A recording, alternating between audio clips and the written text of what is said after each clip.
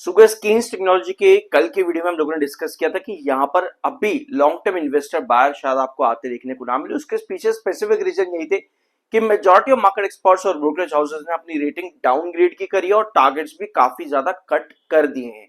ये चीज हम लोगों ने कल के वीडियो के अंदर डिस्कस करी थी, लेकिन अब कई सारी अपडेट्स यहाँ पर आ रही, क्योंकि स्पेसिफिकली हम ये नहीं कह सकते कि रिजल्ट्स की वजह से इतनी बड़ी गिरावट और ये गिरावट कंटिन्यू हो जाए। ऐसा नहीं होता। ठीक है, रिजल्ट्स अगर खराब हैं तो कुछ सेशन के लिए स्टॉक वीक हो सकता है, बट एट दी एंड अगर वो सेक्टर बढ़िया है तो आपको सब चीजें रिवाइव होती देखने को मिल जाती हैं। ऐसा आप लोगों ने कई कंपनीज में देखा होगा। क्या कुछ और है जो यहां पर मिस हो रहा है? आपको ये चीज पता होगी, यूएस चाइना इस समय मीटिंग पे है। मैं अभी आपको वो पॉइंट भी बताता हूं, लेकिन पहले यहां पर देखना, प्रीवियस क्लोजिंग थी 3336 पे, 3336 पे। आज के दिन गैप डाउन ओपनिंग एक बार फिर होती है 3299 और हाई भी अच्छा खासा लगता है 3430 के पास में, लेकिन उसके बाद में फिर आपको गिरावट देखने को मिलती है केन्स टेक्नोलॉजी में। यानी आज रिकवरी मोड पर केन्स टेक्नोलॉजी था, बट उसके बाद बिल्कुल सस्टेन नहीं किया।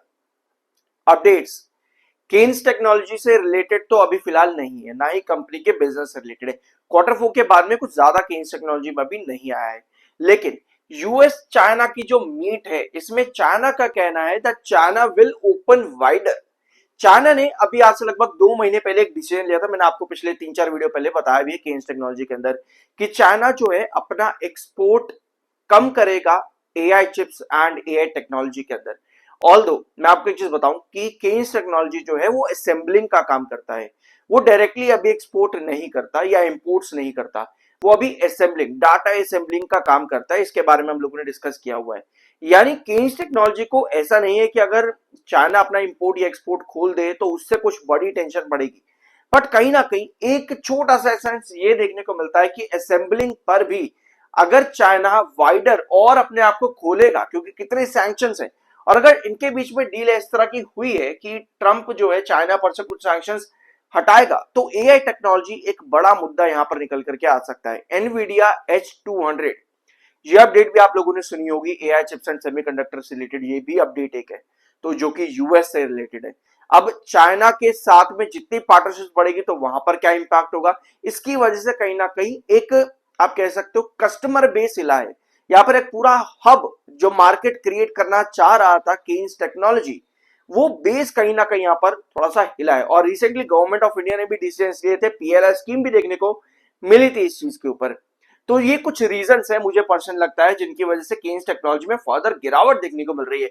क्योंकि इस वाले पॉइंट को यहां पर समझना, जो पॉजिटिव पोटेंशियल था केन्स टेक्नोलॉजी जैसी कंपनीज के लिए, यानी कि इंडियन सेक्टर के लिए, मैन्युफैक्चरर्स के लिए, वो ये था कि यूएस चाइना के बीच में जितने ट्रेड डिस्प्यूट बढ़ रहे हैं और इनके बीच में जितने टैरिफ्स इंपोज होंगे, उनका बेनिफिट कहीं ना कहीं इंडियन मैन्युफैक्चरर्स को होगा।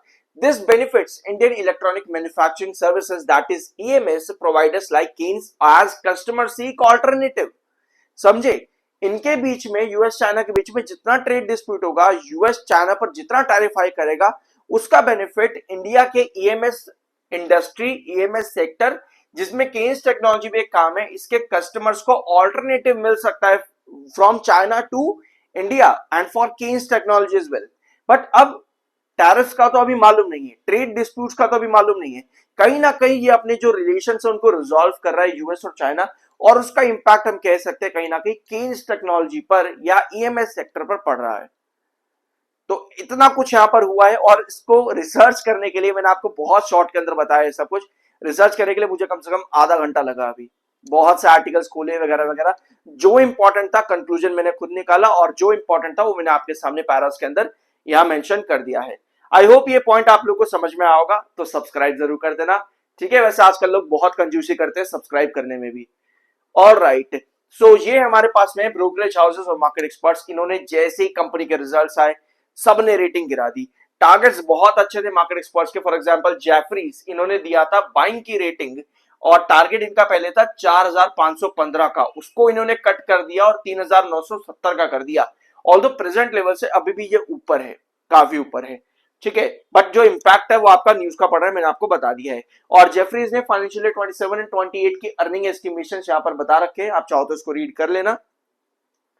इसके अलावा और क्या हमारे पास में मार्केट एक्सपर्ट्स में, हमारे पास है जेपी मॉर्गन। जेपी मॉर्गन ने भी जो है to neutral downgraded the stock to neutral. ठीक है, न्यूट्रल की रेटिंग इन्होंने दे दी है, पहले इन्होंने ओवरवेट की रेटिंग दे रखी थी, यानी कि कंपनी का जो शेयर है वो मार्केट को आउट परफॉर्म कर सकता है।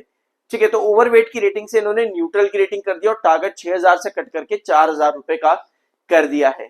और एवेंडस कैपिटल ने भी यहाँ पर रिड्यूस की रेटिंग करी है फ्रॉम एड, पहले इनकी एड की रेटिंग थी उसको रिड्यूस किया है, टारगेट 3578 से काट करके 3208। आईआईएफएल कैपिटल ने भी यहाँ पर बाइंग की रेटिंग काट करके एड की रेटिंग करा है और टारगेट 5015 से काट करके 3835। भाई ये मैं आपको बताऊं, ये दूसरी बार है कि मार्केट एक्सपर्ट से इस तरह से टारगेट्स कट किए हैं। केन्स टेक्नोलॉजी आई बिलीव पहले ये 8000 के आसपास था इसका प्राइस, मैं एक बार चेक कर लेता हूं यहाँ पे। हाँ, लगभग 7000 का प्राइस इसका जब शेयर का था ना, तब मार्केट एक्सपर्ट्स का टारगेट 10,000 12,000 के आसपास का थे।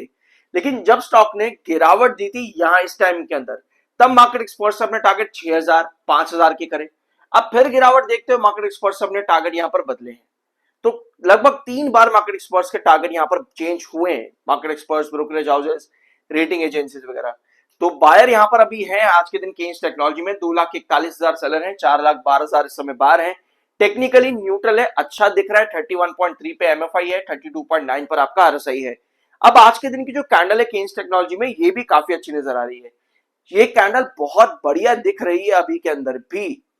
फॉर 3320 ये इसका इंपॉर्टेंट बेस बनना चाहिए था केन्स टेक्नोलॉजी में, अभी 3262 पर काम कर रहा है। हमें क्या चाहिए केन्स टेक्नोलॉजी में? हमें सबसे ज्यादा जरूरत यह है कि भाई एटलीस्ट 3320 पर ना यहां टिक जाए भाई। इस रेंज पर हमारा टिकना बहुत ज्यादा जरूरी होगा, क्योंकि लास्ट टाइम जब केन्स टेक्नोलॉजी में फॉल बना था तब इसी रेंज के आसपास बेस बना करके, 2 बार बेस बना करके ब्रेकआउट दिए हैं केन्स टेक्नोलॉजी में। तो इस बार भी हमको यही चाहिए कि एटलीस्ट 3320 पर ये टिका रहे, क्योंकि 3320 पर अगर नहीं टिकता, देखो टिकने का मतलब ये नहीं होता कि एक सेशन बढ़ गया तो लोग खुश हो जाते हैं कि भैया 4% की तेजी आ गई, चलो भैया पागल हो गए, अब तो बढ़ जाएगा, ये हो जाएगा, वो हो जाएगा, वो नहीं। इसका मतलब यह है कि साइडवेज के अंदर 3320 को बेस बनाते हुए साइडवेज के अंदर चले, तब जाकर के आप कह सकते हो एक लॉन्ग टर्म ब्रेकआउट की पॉसिबिलिटी है। 1-2 सेशन से कुछ नहीं होगा, यहां पर प्रॉपर मेंटेन करना पड़ेगा एग्जैक्टली इसी तरह जिस तरह यहां पर किया था 1 महीने के लिए। और यहां भी प्रॉपर 1 महीना लगभग स्टॉक चला, यहां पे एक ही रेंज के अंदर 3320 के आसपास बेस बनाते हो। तो वही चीज हमको यहां पर एक बार फिर से चाहिए केन्स टेक्नोलॉजी के अंदर। ऑल राइट, सो ये था आज का वीडियो, होप कुछ नया जानने को मिला होगा। सब्सक्राइब जरूर करना, मिलता अगले वीडियो में।